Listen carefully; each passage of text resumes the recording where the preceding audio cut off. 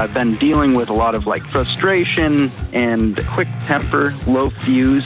When I'm focusing on something and something else pulls me away from it, that can frustrate me really quickly. What makes your focus, your time, more important than other people?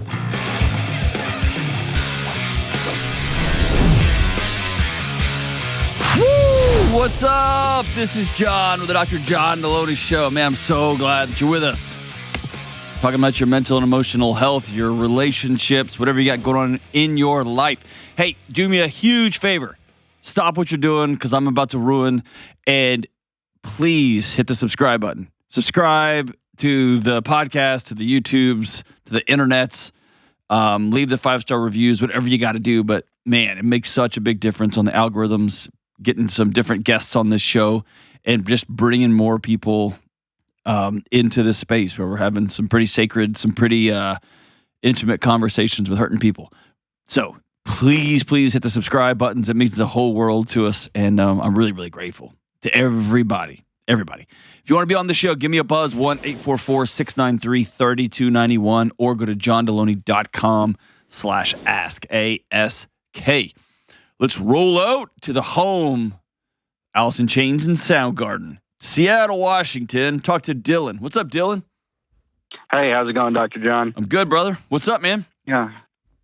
Well, I have, I guess not a problem, but I've been dealing with a lot of like frustration and quick temper, low fuse, like short fuse, just kind of day to day. And it's reminded me a lot of my father, who I don't really want to end up like. And I was hoping that you might have some advice to help me deal with that. Yeah, dude. So what are you frustrated about? It's so funny. It's kind of in and out. Like some days I'm just happy-go-lucky me, and some days it's just like I am so quick to like get frustrated about something, and then I gotta take a break, come back. But what are those things? Though? Like, what are those things? Well, I want to get pretty specific because it's gonna be a roadmap for us. Right. So when I'm focusing on something and something else pulls me away from it, that can frustrate me really quickly. Like if I'm at work and I'm doing one thing and somebody's pulling me off of that thing, that like instantly frustrates me. When I'm at home and doing something and my wife asks me a question and I'm like focused on something and she pulls me away from it, I'm like instantly frustrated. And I can be a little short, which I hate doing because my wife's an angel and she does not need that short spat from my big dumb mouth sometimes. Man. So what makes your focus, your time, more important than other people? It really doesn't. I know, but it does. It does though. That's the thing. I mean, I get existentially it doesn't, or I guess like philosophically it doesn't, but like inside of you it does. And so this isn't a judgment question or a blame question. I'm really curious. What is it about your focus and your time? And let me give you a primer. It's very hard for me to get focused. I struggle to focus, always have. Yeah, when I finally land in it, if somebody pulls me out of it, I get frustrated. Not that they have a need, but man, it was so hard for me to get in here. I feel the same way. Okay. That's literally down to the line for me. Like it is hard for me to get focused. Okay. And sometimes it's not even focus. Sometimes it's like when I turn my brain off. Like let's say I'm just like, what do you call it? You call it Xanaxing out on my phone. Yeah. And I'm just like shutting down for the evening. Mm-hmm. And my wife will ask me a question and I'll like not even hear it. Like I won't even process it. And then like and then I'll hear it and then she'll ask me again and then I'll get frustrated. Not because she's asking me a question, because that's crazy. No, that's shame. But just that's embarrassing. That's embarrassing. Because 100%, like I feel dumb half the time, man. Yeah. That's it. You just said it. Yeah. Who used to call you dumb? Oh man. Yeah. Say it. Say it. Say it. Who used to call you dumb? a lot of people, not just myself, but for most of my life, I've been dumb. Name them. I'm a big guy. Name them. My aunts, uncles, my father, my friends. What'd they say? That was stupid. That was dumb. Why would you do that? Failure is not an option. There is no try, just doing. And if you're not going to do it right, then why do it at all?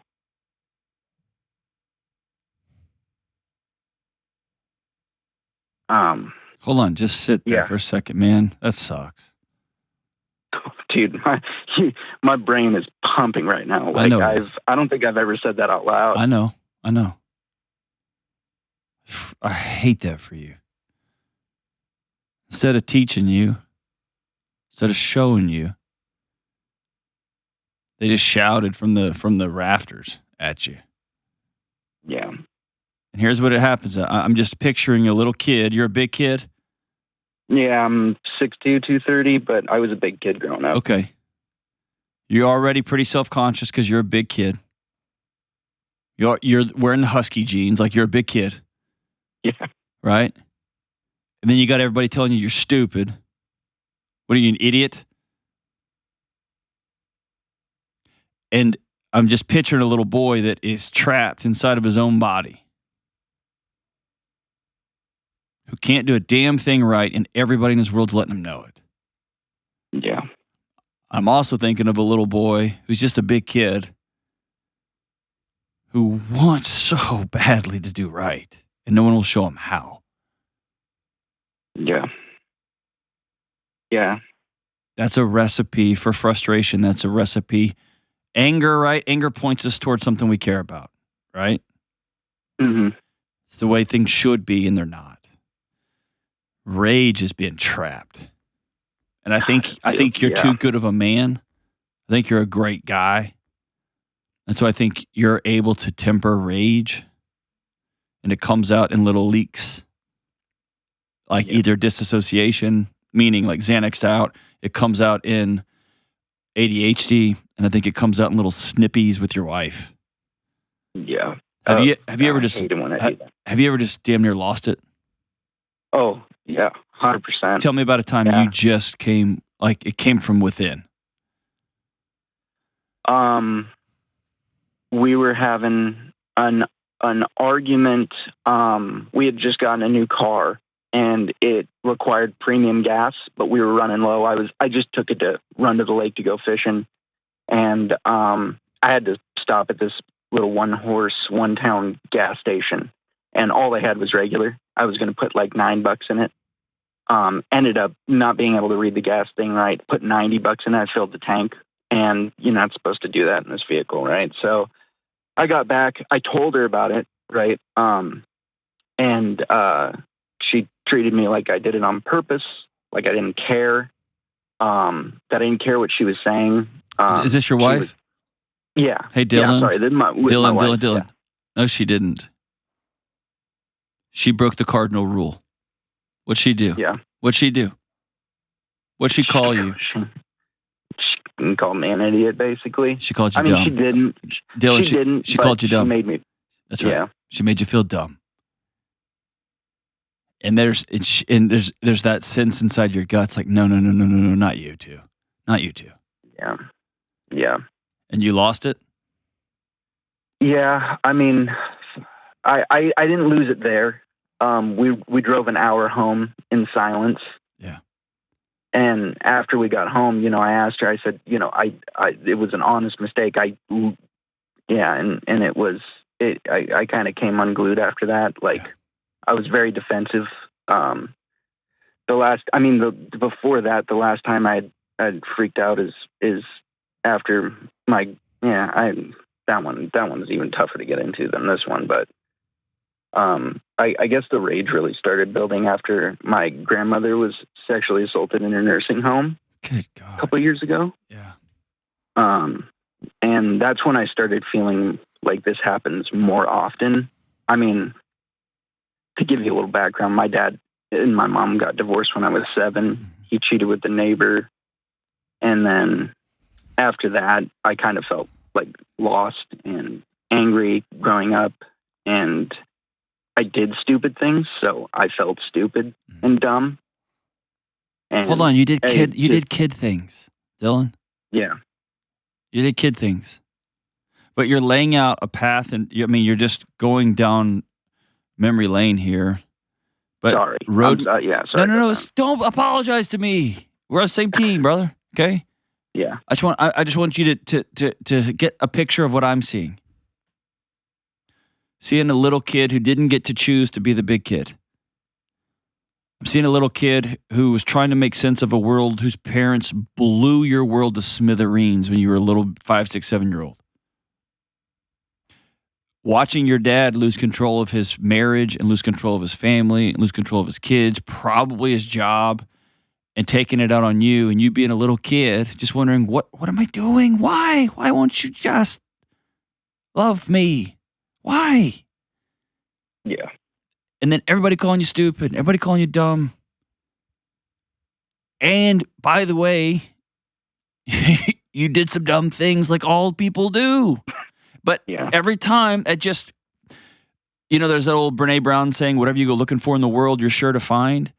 When everyone tells you you're dumb, what you do is you highlight those, you double click on all the dumb things. The one time you filled up the truck with $90 worth of gas. The one time you filled up that car 5,000 times, one time, right? That's when you remember. Yeah. Right? So to back up all the way, you can't go looking for this externally. You're going to have to look in the mirror. And you've probably heard me say this, but you're going to have to do it, man. It's going to suck. Yeah. You're going to have to put your fist in your chest and say, I'm not stupid and I love this guy. Yeah. Because as long as you walking around, you're walking through life on eggshells. Stop reading me oh man, you just read me like a book. You can't tiptoe around in your own house. You got to be able to fart in your own house, dude. Oh yeah. I'm so terrified of making mistakes. I know. But that guarantees you're going to make mistakes. Yeah. Yeah. Have you ever held your wife's hands and asked, do you love me for real? All the time. Okay. What does she say? Yes. Okay. You got to believe her, man. And you got to stop tiptoeing through your life. Yeah. You deserve the space you inhabit, brother. Yeah. Now you're starting to fade out on me because you don't believe me. This is a first for me. I'm trying to take it all in, and I'm an over talker. No, so I know. But when things get uncomfortable, you think I've taken up too much space here, and you try to get really small in a conversation. I'm not going to let you do that. Okay. I want you to stay fully present. All right. Are you still a big guy? I am. Cool. You're a big guy. You're here for a reason. Yeah. Are you a good man? God, I try to be. Nope, that's not what I asked you. Are you a good man? Yes. Yeah. You honor and take care of your wife, treat her with dignity? Yes. Are you a good employee? Yes. Are you a dad? Not yet. Trying. You have pets? Yes, sir. You treat them with respect? Yes, sir. Dude. Are you a person of faith? No. Okay. No, I'm not. Can't say I am. Okay. What do you lean into that's bigger than you?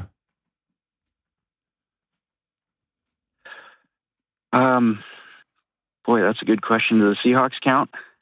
God, no, you're way bigger than them. They're terrible. They got rid of Coach. They got rid of Coach, man. We could go on about that one for sure. No, they got rid of Coach. No, dude, they've lost my respect for a while. I don't know. I think I've also been hunting for some responsibility in my life, in my work, and help myself feel a little bit more satisfied, looking for that bigger picture. I've been trying to, at least. What do you do for a living? I'm a welder. Okay. What do you want to do that's different? It's been kind of crazy, but I think I've kind of settled on law enforcement. Great. When's the academy start? They have runnings in September, I believe. You signed up? Not yet. Today. Think so? Why not?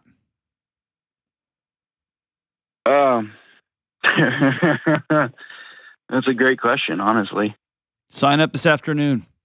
And then tomorrow morning, I want you at a gym at 6 o'clock in the morning to get in shape for the academy. Yeah. Tomorrow morning. You probably got about 25 pounds to lose. You're a big dude. Yeah, I lift a lot of weights. I know, but you're gonna have to do more than lift in the academy. Cardio makes me sweaty. Welcome to it, brother. Yeah. Okay, sign up tomorrow. Yeah. But apply today. Yeah. Because I want you to at least have the meetings. And have you sat down and had coffee with a buddy that's a cop? Actually, my best friend in the whole world, he's been doing private security, and he's been in that realm for a long time, and he's into it. He's done it before. He's gone through the process, so we've been talking a lot about it. Okay. Is it the right? Have you talked to your wife about it? I have. She's all in favor. She wants it for me. Done. Today. Yeah. And here's what it's happened. Now you've walked on eggshells through every part of your life where you've lost trust in the most important person you've got to lean into, and that's you. Yeah. And you've got to regain trust in Dylan. Your wife trusts you. Your best friend trusts you. I just met you and I trust you. The world is waiting on Dylan to trust Dylan. Yeah. And you're not going to be able to just snap your fingers and make some vision board to make that happen. You're going to have to practice that. You're going to have to stand in front of the mirror and put your fist in your chest and say, I love this guy. This guy works hard. This guy goes 1,000 miles an hour trying to do the next best right thing, and this guy messes up like everybody else. And by the way, you get to be frustrated in your life. It's a human emotion. It's normal. You get to get angry. That's normal. You don't get to blow up on your wife, and you know that. But asking the specific question, if you struggle with Xanaxing out on your phone, then make a decision to put your phone away when you walk in the front door. Force yourself to be uncomfortably present with your wife. Practice that discomfort, and y'all talk about it. Talk about it. Don't run from it. Don't hide from it. Head right through the middle of it. When you find yourself getting short, just put up one hand and say, honey, I'm sorry. This is about me, not about you. I didn't sleep last night. I didn't eat right. I don't feel good. My knees hurt. Whatever the thing is going on, I feel small. I feel less than. And be very honest with your wife about, hey, I just have a switch inside of me when somebody calls me dumb. I'm going to work on it. But I didn't fill the car up with gas on purpose. It was an accident. I made a mistake. I'm not dumb. I made a mistake. There's two different things. And brother, I'm sorry everybody called you dumb. Sorry that you were the biggest kid and everybody was looking at you like you were just a big oaf. And what they missed was a guy with a pretty amazing heart. And a guy that would probably do just about anything for anybody. They missed it. Because they were too busy trying to make jokes at your expense or trying to prop up their falling apart egos. Well, look at what you did, man.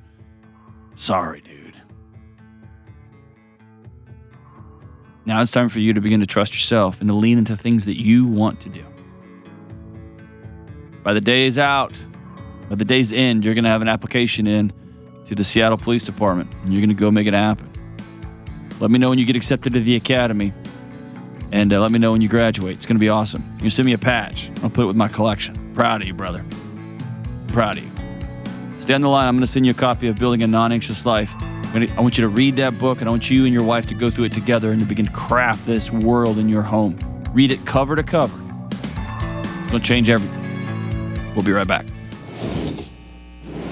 This show is sponsored by BetterHelp. Well, we're here. The back-to-school madness is upon us. If you got kids, you know the chaos about early bedtimes, back-to-school meals, the kitchen table just being piled up with junk, or you're just buzzing through yet another drive-through, laundry, clean rooms, the house is a wreck, all of it. You also have the stress of driving kids, maybe even a little bit of that kid guilt when your kid leaves the house half asleep and has to get on the bus like a zombie. And if you don't have kids, you know that suddenly your commute is super long again, and there are lines outside of every school zone.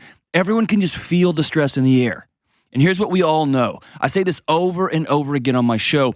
I can't show up as a steady presence in all of this chaos unless I'm okay, unless I've got centeredness to give. And for me to be part of all the madness, I have to begin with the things that matter most. So as you are starting the chaos this fall, make sure you don't skip your date nights. Make sure you don't skip regular exercise, and make sure you don't skip your regular therapy appointments. Yes, therapy can be hard work, but it can also help make the rest of your life possible. And when it comes to therapy, I want you to consider calling my friends at BetterHelp. BetterHelp is 100% online therapy, and it's staffed with licensed therapists, and it's convenient, it's flexible, and it's suited to fit your schedule. And with a good therapist, you can learn positive coping skills, how to set boundaries, and learn how to become the best version of yourself. You can also learn to find joy and peace in your own life. In this upcoming season, make sure you put on your oxygen mask first and never skip therapy day. Call my friends at BetterHelp. Visit BetterHelp.com/Delony today to get 10% off your first month. That's BetterHelp, HELP.com/Delony. All right, we're back. Let's go to Sacramento, California, and talk to Valerie. Hey, Valerie. Hi, John. How you doing? I'm great. How about you? I'm pretty good, thanks. What's up? My question was, I recently lost somebody, and I'm coming into a substantial inheritance. I don't know yet, but I'm just really nervous about putting any of that money in a joint account. My husband had an affair 3 years ago, and it still, haunts me. Of course, I don't know how to explain it, but it just, when he mentioned it, opening a separate account, it just really made me question doing that. How long you been married? And talking to him. Now, 32 years. How many affairs did your husband have over this time? Only the one that I really, of course, am aware of, but I really don't think he had. I don't really think he had another one. Okay. So, over 32 years, over a quarter century with somebody, did y'all raise kids together? Yes. Okay. You raised kids together. You probably buried loved ones together. You went through illnesses together. You went to hospital check-ins. You went to surgeries and picked each other up. You've done life. Yes. Yes. And an affair is an incredible betrayal. And y'all have done more than a quarter century of life together. Yes. And it tells me there's something else here besides that affair. Because you chose to stay with him. Did y'all go through counseling and all that, and y'all made a choice to stay together? Yes, we did. Okay. And my husband, he admitted the affair before I didn't discover it. He admitted it to me. I guess he couldn't handle the guilt. Or he wanted to come clean. Or he wanted to do the right thing after messing up. Yeah. Yeah. But you have a institutionalized lack of trust that transcends one indiscretion. Why don't you trust this man? I think it was when this happened, I felt like I had such complete trust in him. I would never question anything about finances. I trusted his judgment. We made decisions together, and I never felt any hesitation on anything, and especially our finances.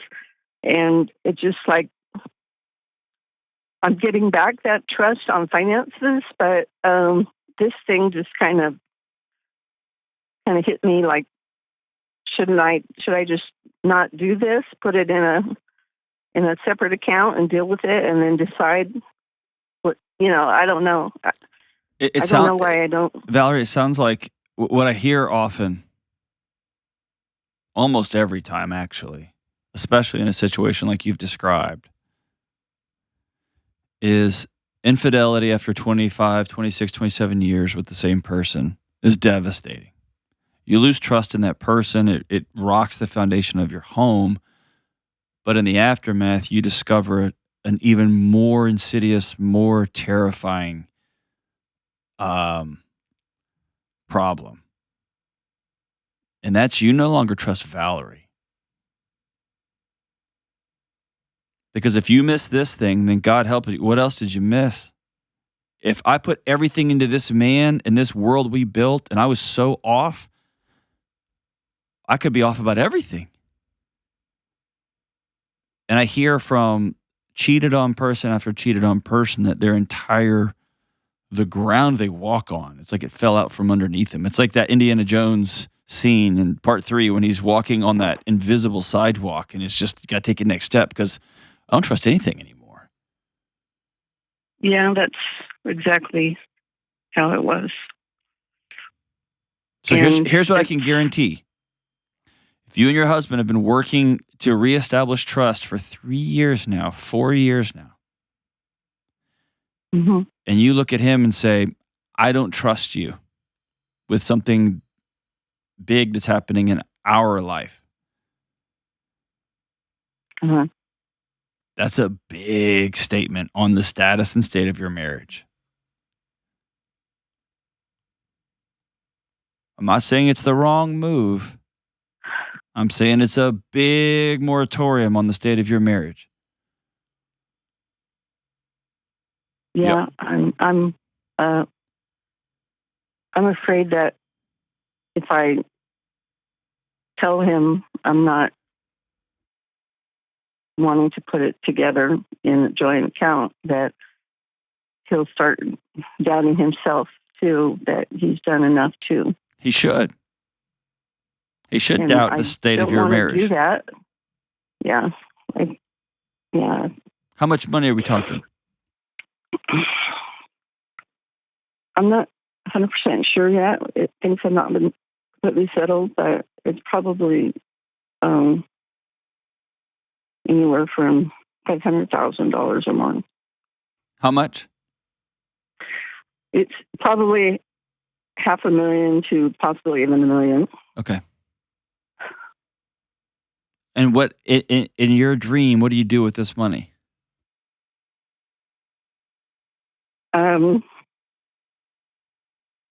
I pay off our mortgage, and how much is that?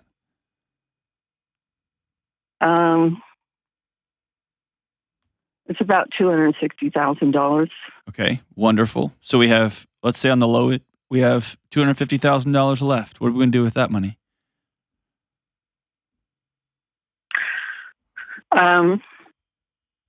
Probably help my daughter pay off her loans, student loans, and some of it will go towards my son who's still in college. How much is your daughter's student loans? Somewhere in the 20,000 range. I don't have the exact number. Okay, so we have $200,000 left, and let's say your son's in school, so that's going to be down to $150,000 left when it's all said and done. Yeah, possibly. Okay. Yeah, I will be. I've committed to support him. Okay, so let's say let's pretend that's $50,000. You're going to go ahead and pay for his college. Yes. And so that leaves you about $150,000 left. This should go into some sort of retirement account for you guys. Maybe I'll get a car or something. Mm-hmm. Here's what I'm saying. I'm saying there's a third way. Okay. There is taking $500,000, $750,000, and putting it in your checking account, which would be the stupidest thing you could do. Uh-huh. Not just because it's a joint checking account and he cheated on you one time, but because that's a way to look up and that money's just going to be like pouring water through a screen door. It's just going to be gone. Yeah. Or you could tell him, I don't trust you yet. I'm putting $800,000 or $500,000 or whatever the number is in my own checking account, high yield savings account. I'm just going to leave it alone and you can't touch it. Don't talk to me about it.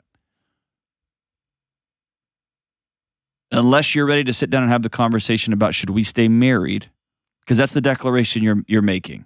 After 4 years, I'm never going to trust you again. This is going to be a partially trust marriage for the rest of our time together. Yeah. And if I'm him, I'm going to say, like you called out, okay, there's nothing I can do to regain her trust. I need to decide how I want to spend the rest of my life. Because I messed up. She said we're back together. She didn't really mean that.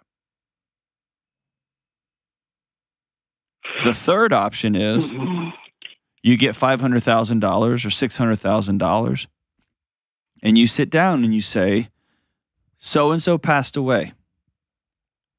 The way we can honor this person and the way I am going to feel the safest with this money is the following. I want to pay the house off. I don't want to have zero liabilities going into our 60s and 70s. Mm-hmm. I want to pay off our daughter's college, and I want to help our son like I committed through college. That leaves us with $150,000, maybe $300,000, whatever's left. You need a new car. I need a new car. That's cool. We can spend some money and have some fun. And then the rest of this, I want to go to retirement. Are you okay with that plan? And then the trust conversation becomes how do we allocate this money? It doesn't become it's just sitting in an account somewhere saying, I dare you to touch it. Okay. You see what I'm saying? Yeah, I do. What bothers me the most for myself is I thought a lot of this healing had been done, and then this comes up and I'm having these thoughts and I'm like, I don't know what to do with it. Hey, Valerie, your thoughts are right. You're not crazy and you're not a bad wife. I'll even say I don't think you're an untrustworthy person. I think this is the next big obstacle after your husband blew your whole world apart. Like, say you were a weightlifter and you were lifting really heavy weight and you tore your pectoral muscle. It just rolled up on you. And this is 3 years later and you're in your first competition and they put real heavy weight back on that bar. You would be bonkers not to be nervous. Yeah, that's a good analogy for sure. But you have you have a decision to make. You're going to quit the competition and walk out the door and go home, or are you going to try to lift that weight?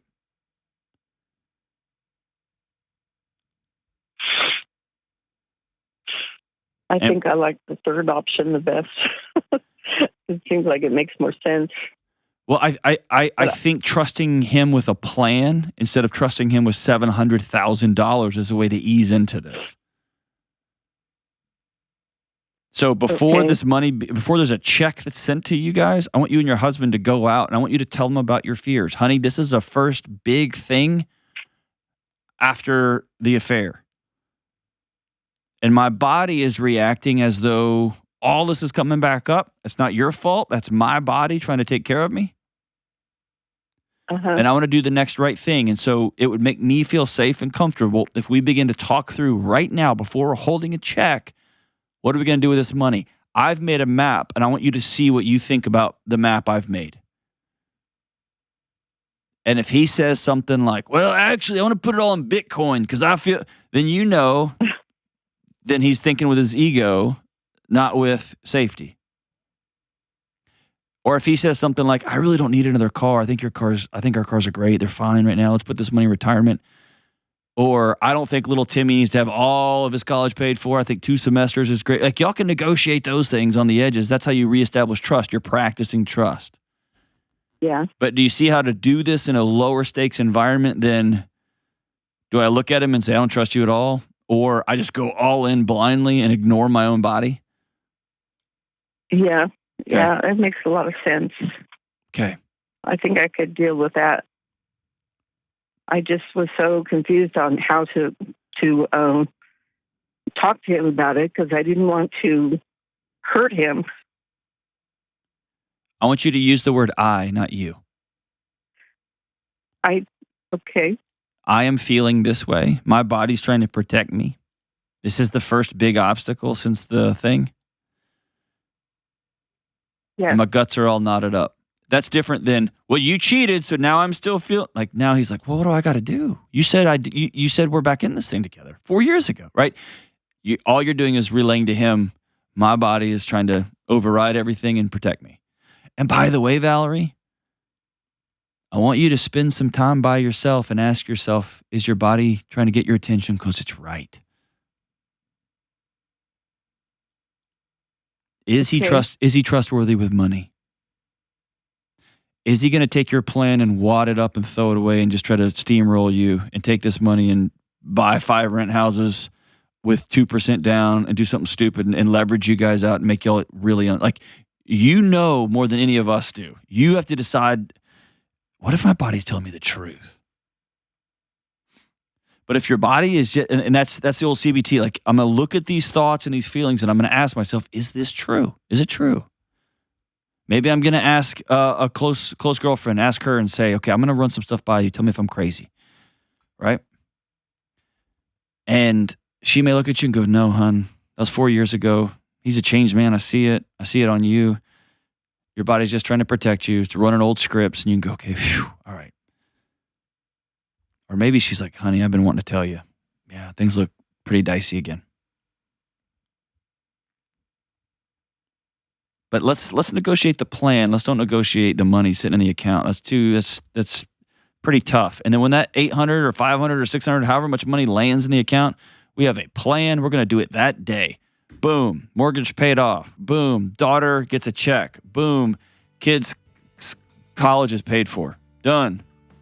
Boom, the rest of this goes to our SmartVestor Pro as somebody who's going to help us with our money. And we're going to invest the rest of this money in our retirement account, and we're out.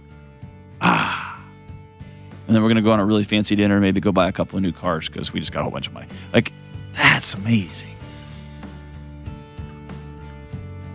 But you're not crazy, and you're not broken. There's not something wrong with you. I want you to listen to your feelings. Feelings aren't designed to tell us the truth. I want you to listen to those feelings, challenge them, challenge the stories. Is this telling me the truth? And then go do the next right thing. Thank you so much for the call, Valerie. I'm really, really grateful. We'll be right back. All right, I've got to talk about the greatest sleep innovation since the invention of the mattress. The pillow? Nope. I'm talking about 8 Sleep. And I'm super excited that 8 Sleep is now partnering with the Dr. John Delony Show to take care of our listeners. That's you. That's you.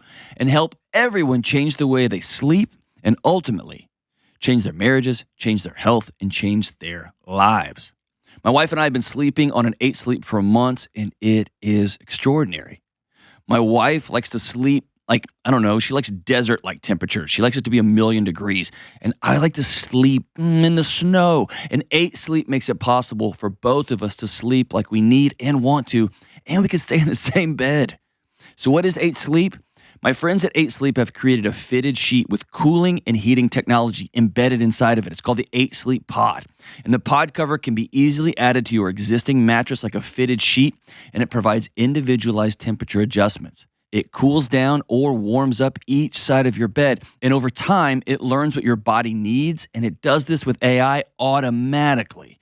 And in turn, it can improve your sleep quality like you have to experience to believe. And because why not? It also has a gently vibrating alarm built in, and you set the alarm and you put your phone and all your watches and all your rings and all your data nerd stuff out into the hallway, and it will gently wake you up in the morning. And if that wasn't enough, the pod just got an upgrade. I'm talking about the announcement of the newest generation of the Pod 4 Ultra. Now it cools, it heats, and why not? It elevates automatically. There's so many amazing new features with this Pod 4, but here's one of my favorites. Hold on to your hats, kids. The Pod 4 can detect your snoring. Yep, it can. It can detect your snoring, and it automatically lifts your head by just the tiniest bit, just a few degrees. And it will help improve your airflow, and it may stop you or your partner's snoring. Yes, I'm serious. Can you imagine? The bed can sense when one of you is snoring, and it just gently lifts you up just a bit, and you stop snoring. You owe it to yourself and your marriage to at least check out and learn more about 8 Sleep. So right now, pause the show and go to 8sleep.com/Delony and check all of this out. EIGHTSLEEP. That's 8sleep.com/Delony. Go check it out. It's worth just exploring and learning about it. And if you want to buy it, you can get up to $350 off the Pod 4 Ultra using code Delony. Go to 8sleep.com/Delony right this moment and learn about this new technology that will change everything. 8 Sleep will change your life, and I know this because it's changed mine. All right, let's go out to Milwaukee, Wisconsin, and talk to James. Hey, James, what's up? Hey, how are you? Good, brother. What's up? My question is how to co-parent after a toxic 10-year relationship. Oh, man. When was your divorce finalized? So this is where it gets sticky. Is we got divorced back in 2022.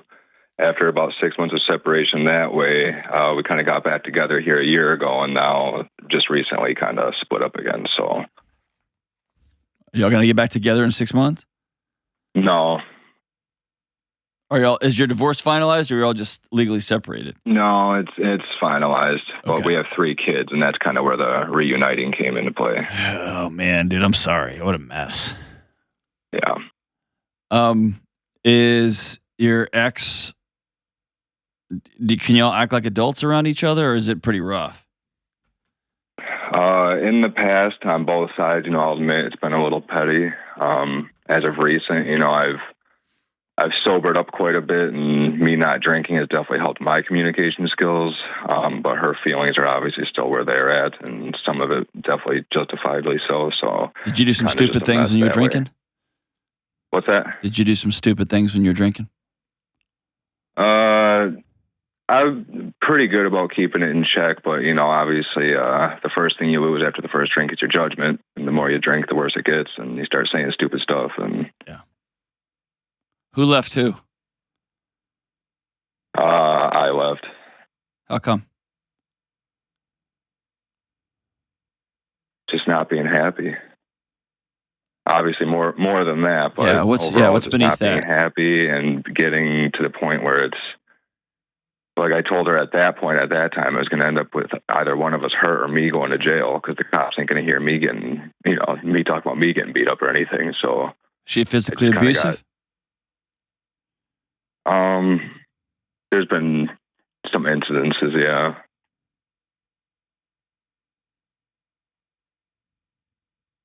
Have you been abusive back? I mean, I'd like to say no, but taking full accountability, I definitely have had some pretty shitty reactions. So Okay. that's kind of where my part plays. So Okay. So my guess is every time y'all are around each other, things are pretty electric. And sometimes that electricity has felt like romance, right? Has felt sexual. But sometimes often that electricity is every alarm bell that each one of you have is going off because you're not safe. Is that fair? that's pretty accurate. Okay. So really, brother, the only way forward is for both of you to, in all honesty, I'm just thinking about this in real time, man. I would ask her if she'd be willing to go see a counselor with you guys so that y'all can come up with a plan that y'all co-create together with a neutral third party. That was another issue of why we needed to officially separate again this time, because I had been proposing that, and I know she kind of doubts my commitment to that as well, but it's something that's been proposed and never really acted upon, and Okay. I take that as kind of where she feels about it, so it is what it is. Okay. So what are you asking me? How can I help you? Well, like I was explaining to the lady I talked to earlier, kind of where this has left me, John, is I just feel like, again, I've been with her since I was 18. I'm turning 30 tomorrow. And due to this relationship and other past, life stuff, My problem now is I feel like I'm stuck in fight or flight mode all the time. And that feeling is super draining, you know? And I feel like I'm either a really great guy when I'm on it, and then when I'm not on it and I'm starting to slip, it's like definitely a slippery slope. And I've made a lot of good steps, and I'm feeling a lot better about my life now. I'm in a better spot than I've ever been. But now that I'm out of the bottom of the barrel, I'm just kind of looking for some guidance as to how I can kind of move forward and try to do something to offer her resources as well, to figure out how we can just be our best jobs as parents for our kids, even if you don't like me, and if we can't get along as, you know, friends or whatever, but at least just be civil enough to say, hey, you know, I got the kids, I'm doing this, is that okay? Instead of having an argument or talking about what's on the court paperwork and all that stuff, you know. You got to go with what's on the court paperwork for now. Well, and absolutely. And so that's where I try to stick to. And so, like, for instance, today is my day off of work. From the way I understand our paperwork is 4 or 5 o'clock, right around there is whatever our designated drop-off time is. So I designated with her mom today. Since I had my day off, I dropped off the kids by her at noon instead of 4 o'clock. Her mom said that was fine. I paid her to babysit. Everything was good. But now I've got harassing text messages from the ex-wife saying, you know, complaining about what's going on. You know what I mean? And it wasn't something I twisted anybody's arm. I simply asked her mom. She agreed. But that's an issue for the ex-wife. So it may be that she's having to hug 2 little boys in the middle of the night who are crying because I just want time with my dad. Which, true, and I, you know, on my end, they get that. But they didn't today. I'm just saying they didn't today. But And right now, for right this second, your ex-wife has a pair of glasses on, and those glasses are James sucks. He's the worst man. He ruined my life with his drinking, with his abuse, with all of it. And she's not in a place where she can take accountability for her actions. So every moment, ounce of energy she has is looking for a story that backfills what she feels about you. And dropping off the kids 4 hours early on your quote-unquote day off when you're quote-unquote not doing anything except laying around, like whatever story she's making up. So what that does is it just puts gas on a fire. So I tell you, like, what you need is a period of time when you follow that court order to the letter. Because what that's going to communicate to your ex is something that she's never felt with you, which is stability. Okay. She's felt like profound, deep, like romance novel level passion. Right? Yeah. Like she's been all in on you, dude.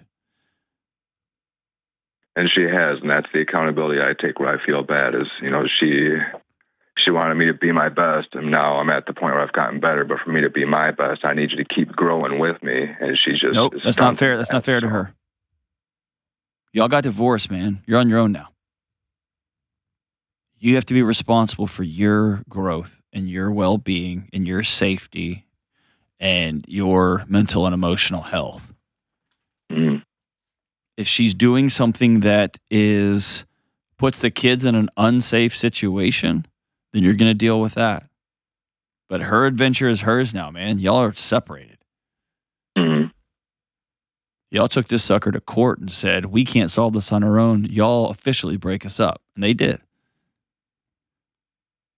In a perfect world, yeah, dude, y'all would grow together. Y'all would recommit on behalf of these kids. Y'all would be able to be civil together. And that's just called marriage. Y'all ended that. And so now your work is, I need to be the best man I can be, the best dad to these 3 kids I can possibly be, and the most mature, connected, ego-free co-parent that I can be. Yep. Right? Any energy spent trying to fix her or get her to grow with you or whatever is a waste of your time. And it sounds like you're trying to go back and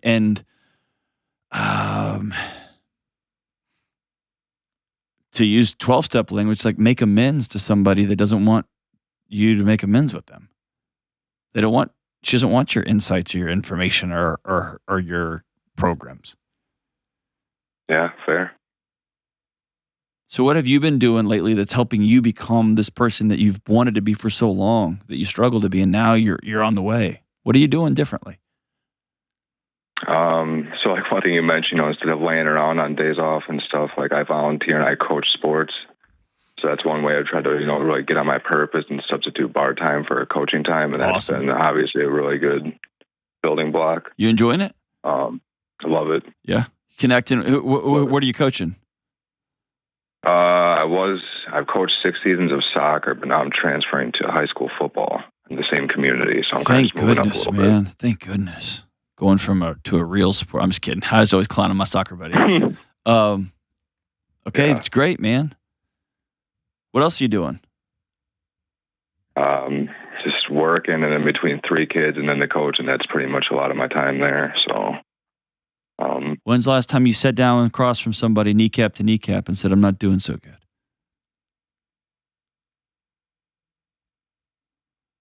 A while. Okay, you need to do that because this reality is becoming real, and it's going to bury you. You got a big hole in the center of your chest, don't you? Yep. Yeah. You can't run from that, dude, and you can't fill that up with external stuff, man. I'm telling you right now, you will crash and burn, and those boys, those kids deserve better than that. She does too. You do too. And I wish there was another way. I wish with all my guts there was another way, dude, but there's not. You got to sit down in front of another person and be seen and heard. Because my gut tells me you haven't dealt with the grief yet.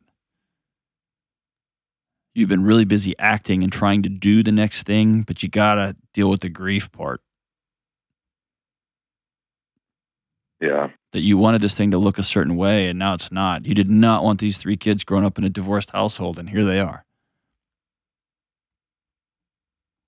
This girl that you've been in love with since you were 18 years old drove you crazier than anybody, but you also loved her more than anybody, and you did not want this to end like this, and here we are. Yep. And until you exhale and sit in that darkness for a season, man, your body's just going to keep going, playing whack-a-mole with the next Xanax.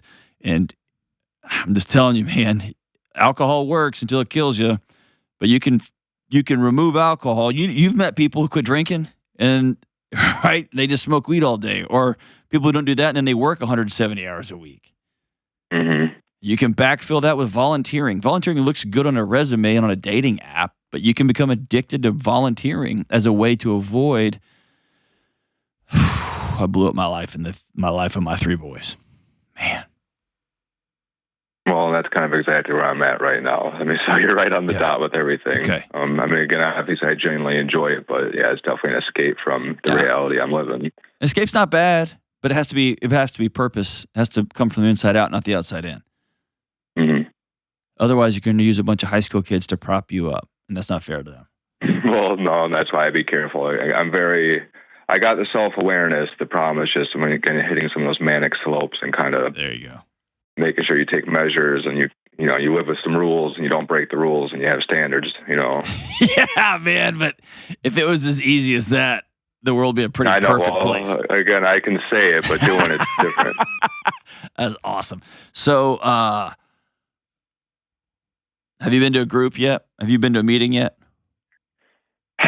So my history with AA is back when I was, a daily drinker. I was going to AA, like you said, kind of the outside in thing, kind of as a front, just to kind of make some other people in my life happy and make sure I could just at least get through. So I was going to AA at 10 a.m. in the morning. I would leave work, go to AA for an hour, and I would be on the inside banging my head on the wall listening to these other people talk. And it honestly made me feel like a narcissist, even though I'm not. It was a lot of weird communication. But so I'd leave the group after an hour, go home and have a drink or two, and then go back and do my job. And I was doing that for probably at least 3 months, giving it the old college try as far as the AA goes. I knew I had a problem, but at that point I didn't want to quit yet. I just knew I needed to. And So maybe you walk back in the front door knowing this time you're not better than them. You are them. And which I'm not. I know you know that intellectually. But dude, you lost your kids, man. You lost the love of your life.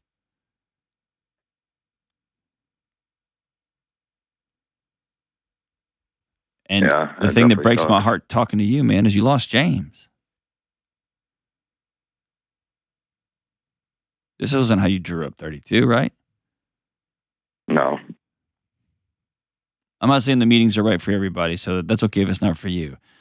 I can't in good conscience tell you to do anything other than to go find somebody, whether it's a therapist or a counselor or a coaching mentor or somebody in a meeting, to sit down across and say, I'm not okay right now. Every major religion for all of human history has had some sort of confession wired into it. And over the last few centuries, we've turned confession into, come tell me all the bad things you've done. That's not the origin of confession. The origin of confession is, I have a hole inside my chest, and the person across from you says, yeah, me too. Yeah, right on. And I don't know how or why. I don't know the alchemy of that interaction, but that's what heals us, is being seen and known. And we can go up and do the next right thing the next day, and then we go again, and then we go again, and then we go again. And then all of a sudden you look up in 7 months, 9 months, 2 years, and your ex-wife says something that normally you'd have punched a hole through the sheetrock, and this time you just smile. And you're like, all right, I'll be there on time. Yeah, and that's luckily kind of where I'm at right now. And, I agree with what you said. Like, I can't really try to plant seeds as far as trying to inspire her to act right, but I'm just trying to, lead by example. There you go. Like they say, time heals all wounds. I don't know if that's going to be the case here. But that is an old, stupid trope. It doesn't.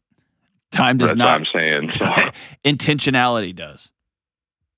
Like, I don't know if I just be consistent for 6 months, maybe she'll get off my back. I don't know. Longer than that. That's where I'm kind of, well, whatever it takes, I'm willing to do it. Yeah. But because it's for those boys. And right now you're still in your head, sound like you're courting her. Your marriage is over, dude. No, there's no confusion as far as that part. Yes, there is. I can hear it. But hey, it's a good. Just show up for those boys. Right, and that's the plan. Like I said, we were reunited for about a year. They were trying to make things work, and then just recently we kind of officially separated and moved away from each other again. And so I'm just trying to just each be 50-50. I don't need to be Captain America. I just need to be a good dad, show up and just do my thing. There you go. And maybe if you want to be really brave, you want to be real brave, like super brave, ask your ex to go to coffee with you. Okay. And just say, hey,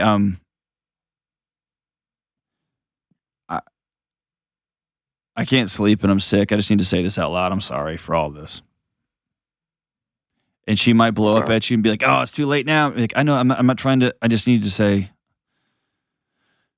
we got 3 little ones, man, and let's make the best possible avenue moving forward. And I've got a lot to prove to you when it comes to stability and day in and day out and over time and year after year after year after year. Just know I'm going to do my best, man. I just needed to say that. I'm going to write that down word for word. Will she respond to that? Yeah. I mean, I've tried it less eloquently, but I like the way exactly how you added at the end. I've got some time to prove and put under my belt to show you, like, I'm going to be stable and be there for the kids. But I just, I guess I don't even need to ask her for grace. Just tell her my intention and let that be that. And if she blows up on you, that's her. She gets to own her response. Well, that's why you do it in public at a coffee place, right? I mean, that's kind of my secret, but I've also learned that sometimes people blow up anyway, regardless. But I'd say don't do that because you're looking for some. Don't do that because you're looking for. I don't want to look for a reaction. That's why I'm here. Is I want to avoid those reactions. I want us to just be adults. There you go. Yeah. And hopefully down the line, when you're going to do something that she's going to blow up on, and you can say, "Hey, now it doesn't sound like it's a good time to talk. When you're ready, just give me a buzz." Mm-hmm. Or I don't talk by text because text we get lost in translation. Yeah, that's a big problem. Yeah. Exactly, because then you read it, you don't feel the vibe behind it. And That's right. So maybe tell her, hey, I'm terrible at texting. I'm just not good at it. And so the only time I'm going to text you is just to say the word call, and then just give me a shout when you're available. And that way I can say, hey, I've got the day off. I'm going to do this. Your mom's going to babysit. Does that sound like, are we cool with that? Which is different than her getting a text from her mom saying, I have to pick up the kids.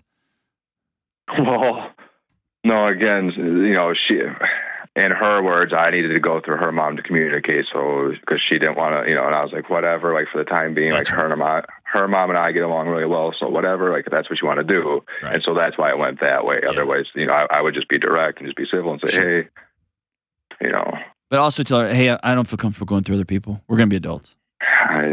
I tried that, but again, I'm trying to accommodate without bending the knee, and I understand I have to take accountability. This is the bed I made. I got to lay in it. I get that. So now, how do I get up out of this bed and just make this thing and move on with my day? Well, it's the old Dr. Phil thing. Do you want to be right, or do you want your relationships to be okay? And that's where I know I've evolved a little bit, because I'm past the point of caring if I'm right. There you go. Take a knee, brother. It's for those kids. Okay. Take a knee. Thank you. It's for those kids. And I'm gonna get a bunch of red pill responses on the internet, so don't read the things on this, because you're gonna get a lot of like, yeah, you tell her. Just shut up. It's about those 3 kids. Not you shut up. I'm talking about the those with the negative comments. These are for the 3 kids, man. If I gotta take a knee to love my kids, make sure they're safe and that they're in respective non-electric homes, because I've already blown their world up by divorcing their mom and then trying to reunite and then divorcing again. And I'm going to blow their world up again when I get remarried, and she's going to do it when she gets remarried, because kids hang on to a fantasy that one day my mom and dad are going to get back together. Dude, I've been taking a knee all day long on behalf of those kids. That's the least I can do. That's the least I can do. Because it's not about me anymore. It's about these kids. James, man, appreciate your humility, and I appreciate your honesty and integrity. And for those of you listening, wondering why I'm not beating James up for X and Y and Z, he knows. He knows he screwed up. He knows he was abusive. He knows those things. And I want to honor this man by honoring the changes he's making in his life and his attempts to go do the next right thing. That's what redemption looks like. I'm proud of you, James, for the steps you're making and for the restoration you're trying to provide in your ex-wife's life, in your kid's life, and in your life. You're worth that change, my man. You're worth that change. We'll be right back. I'm so proud that Thorne Supplements, my favorite supplements on the planet, have continued to partner with me and our show listeners for health, longevity, and just feeling good. Thorne is one of our longest-standing partners on this show, and it's because I trust them, I use them, I read their research papers, and I know their products are great and that my fans will love them too. Here's the deal with supplements. There's so much garbage out in the marketplace. Trash. And other than my admitted gummy candy problem, I'm pretty freakish about what I put in my body. And that's why I trust my health and the health of my family with Thorne. Personally, I've been taking Thorne supplements for years and years, way before I was on the internets with these shows. And my wife and kids have been taking them as well. And here's what I take every single day. I take the super EPA fish oil, the methylated B vitamins, creatine, phosphatidylserine, and more. I take Thorne for specific physiologic needs for me to keep my body and mind optimized and for overall longevity and health. And here's the cool thing. We've set up an amazing opportunity for all of the listeners of the Dr. John Delony Show.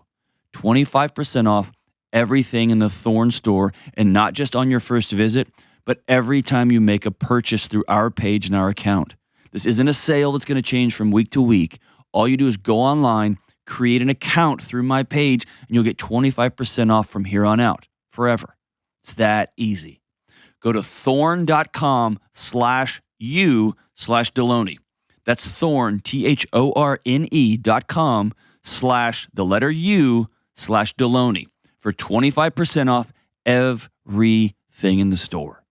I trust Thorne, my family trusts Thorne, and you can trust Thorne too. All right, we're back. Kelly, am I the problem? Go for it. All right, so this is from Marina. This was a very short one. Is her last name Del Rey? Probably. Yeah. All right. That's the most common. Probably, John, probably. My sister just had her first baby, and I miss the way things used to be. I'm absolutely in love with my nephew, but I feel left out. Am I the problem and just being selfish?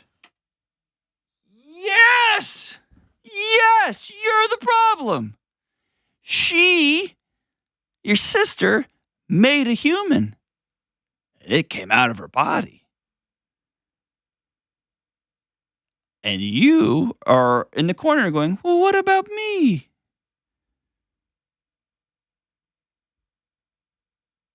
what about you? It's not about you. In Marina Del Rey, it's not about you. It's about this little baby and it's about your sister. So yes, the way things used to be are over. They no longer exist. Past tense. They were. Now they are. You have a choice. You can be an adult and be the best aunt and sister ever.